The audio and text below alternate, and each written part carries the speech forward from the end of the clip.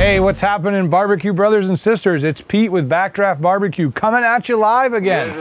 And today we're going to cover a very basic topic. If you haven't gotten a green egg already and you watch this video, this will give you an idea about what is required and how these things work, and hopefully it sells you on buying one, because gosh darn it, these things are pretty awesome.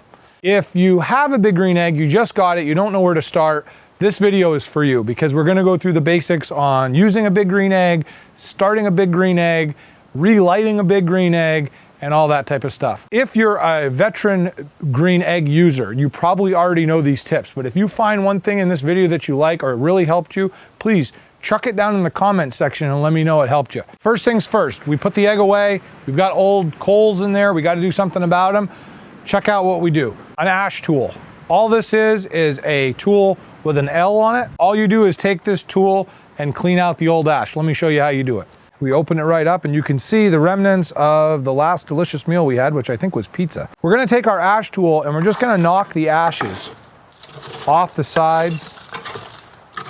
And we're gonna kind of just move them around to move all that small ash and soot down into the holes that go down into the bottom of the egg. The reason why we do this is because these holes right here are what supply air to make your fire, those as well as these. And if these are plugged up with ash or small things, the fire won't get very hot. In fact, it may not even burn properly. One thing to be on the lookout too when you do this is rocks. I don't know where these things come from, but some of the cheaper barbecue coals end up having rocks in them. So we just get rid of those. The next thing we're gonna do is we're gonna use a wiggle stick. Just a homemade invention. It's just a piece of wire that's got a 90-degree bend on it. And what this does is it helps us get the rest of the ash out of the bottom. Now this is an XL size. The large size doesn't have as large of a grate on the bottom. So oftentimes you'll burn and you'll have a mass of charcoal on top of that, and you can't quite move it around as easy as I did in this video. So that's where this comes into play. What we're gonna do is insert it in through the fire door, and we're gonna go up and hook it right onto that grate on the inside. So just picture this, it's going up inside and it's hooking onto the grate, and we're gonna wiggle that grate back and forth. And what that does is it allows ash that might have been deposited to fall right back down. Now that we've rustled all that coal around and all the fines have fallen through, they're in the bottom of the egg, we gotta clean those out. I use a big green egg ash pan. You don't have to, but it works good because it's got that curve to it. I take my ash tool, I open up both doors like so, I put it underneath there. Some people say, what do you do with this? This actually makes really good fertilizer. I put it in my garden. Now that we've got the big green egg all cleaned out and ready to go for our next load, we're gonna load some charcoal in it. We'll soon have a video up on our channel and you can look at the different brands of charcoal and how they stack up, specifically using a big green egg. One thing is for certain though, you have to use lump charcoal. Lump charcoal is the charcoal that is in chunks. It's actually wood. You can't use briquettes because they're made out of chemical binders and it's a no bueno situation inside of one of these type of cookers. Let's load the egg with charcoal.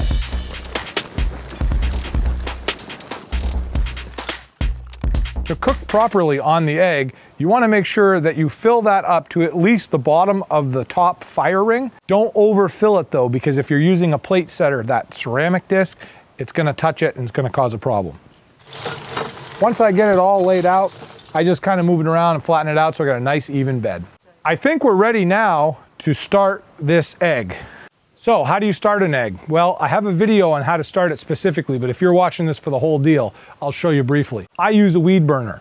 Why? It's available, I have it, it's super fast and easy, and it's cheap. Alternatively, you could use a small propane torch with MAP gas or regular propane, and it works perfectly fine as well. To Big Green Eggs disclaimer, and many of the other manufacturers out there, they make lots of fire starters. But the thing is, they cost money, and I don't always have them around. Now, before we light this, we want to make sure that we have the bottom vent open all the way, and we want to make sure the top vent is open all the way. Let's light it. We're going to light this baby up like a clock.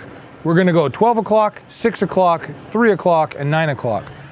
We start at the 12 o'clock position, we give it some propane until we start to see the coals start to glow.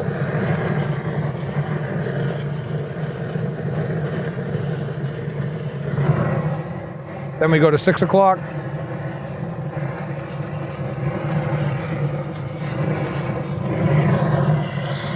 Nine o'clock.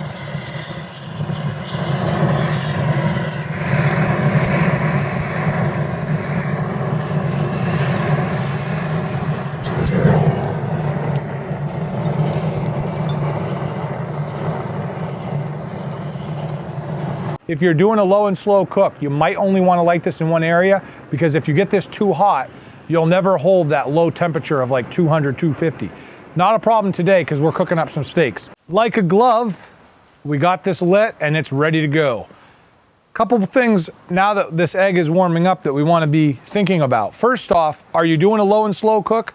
I happen to have a brand new plate setter here. Let me just explain to you what this is. You probably heard about it. I don't know why Big Green Egg doesn't sell this with the egg. Actually, I do, because they sell it, so they want money. But this deal right here is super important. This is a plate setter. Now, this is from my little mini guy over there, but basically they're all the same. There's a flat surface, and then there is these 3 legs on it. When someone says legs up, this is what they're talking about. When someone says legs down, this is what they're talking about. When someone says they're cooking indirect, this is inside of the egg, and typically this is the position you put it in. You end up sticking it in the egg like this so that your grate can sit on top and you have space. Now Big Green Egg's got some new accessories out right now. They have like a raised grid with 2 half moons and all this other jazz, but this is the old standby and it works very, very good. Self-cleaning too. If it gets super dirty, just put it in the egg and let it get really hot and it will be almost brand new. Oh, and be careful because they break very easily. So I've got my plate setter, I'm ready to go. I'm gonna stick it in with the legs up because I'm gonna be cooking indirect. And as you can see, it fits, you guessed it, like a glove. Once the temperature is up to speed for where we're cooking, this egg is gonna be hot inside, so be careful. You can wear welder's gloves to move these things around. They have a plate setter thing that you can lift it up if you need to. But we wanna add our wood before we put our food on. Problem is, if I put this in here and I let it cook for like 20, 30 minutes while the egg was getting stabilized and the plate setter was getting hot, most of the wood initial smoke is gonna be gone, and I want that in my food. So I wait until it's hot and then I sneak these in the side of the plate setter. Once my plate setter's in and I've got the wood loaded up, I'm gonna put my grate in. Just set it right on top. And then I'm gonna close my egg and let this temperature get stabilized. Now here's one part of the video a lot of people ask questions about. What do you do with the top and the bottom vents? Well, to be honest, it's a little bit of a balance. The bottom vent feeds air in through the top, and there's 2 screens on here.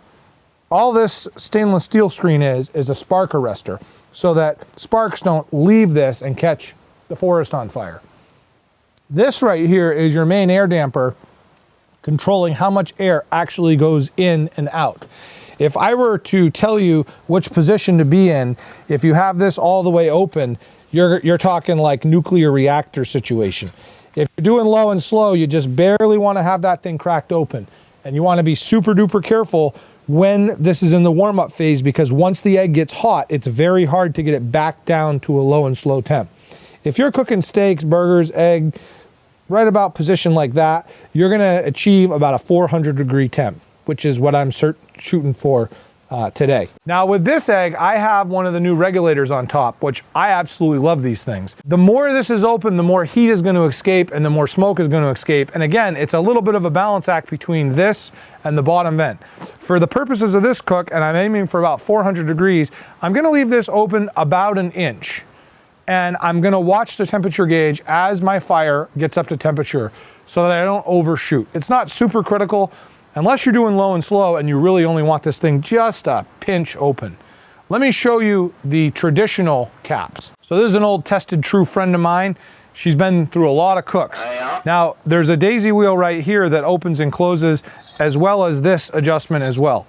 So if you were cooking on pizza time, if you will, about halfway open to 3/4 of the way open, that's going to provide quite a bit of airflow. You're going to be looking anywhere around 550 to 600 degrees.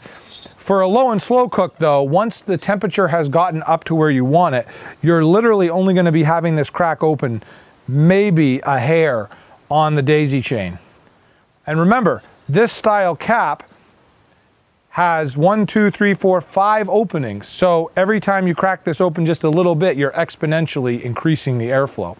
Again, for low and slow on the 250 to 300 range, you only want to have a little sliver of this open, as well as the bottom grate just cracked open a hair. The next tip and trick that I want to show you, I'm going to use this mini Max to show you. By the way, my favorite size egg, because you can take it anywhere with you.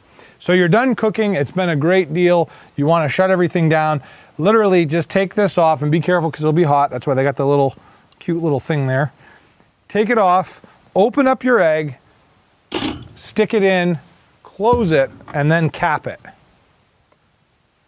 What this will do, also make sure your vent's closed. What this will do is it will extinguish the fire inside. You don't have to let it burn itself out. It will literally snuff it out, and that coal will be ready the next time you want to make a cook. All you have to do is fluff and puff and light it, and you're good to go. Keeping your cap inside of the egg with this old style keeps it from getting rusted, crusted, and disgusting. It burns off, does like a little self-cleaning deal, and it's going to keep it from being exposed to the elements. The cap that you put on the top obviously snuffs the fire out, and that's really important. On the regulators, the new caps, you don't have to do anything. You just close it and you're done. That's why I like it so much. But this style works really good for this as well. The last thing I want to talk about is using some sort of implement to cook with. I love these meat flipper hooks. They work so well. You can even flip something as small as a piece of bacon over with it, or you can cook a steak right on the coals like I have in a few of my videos. The brand that I prefer, just because he's a local business, is the Super Stick Food Flipper. These are amazing on a big green egg because you obviously have a very hot surface that you're working with. So having a stick that you can go in, pick things up, flip them over, it just keeps your arm hair intact.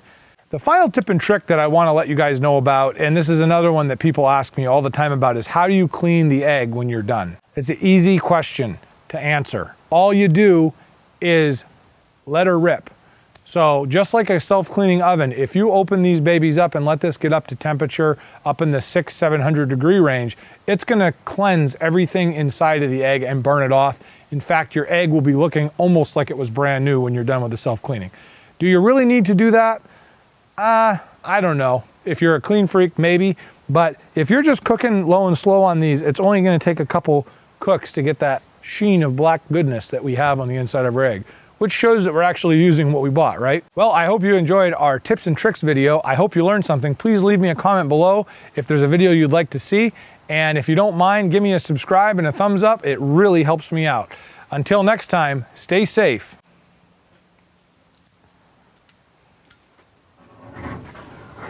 Hey, you're gonna hurt yourself. What are you doing? Come back here with that egg. Come back here.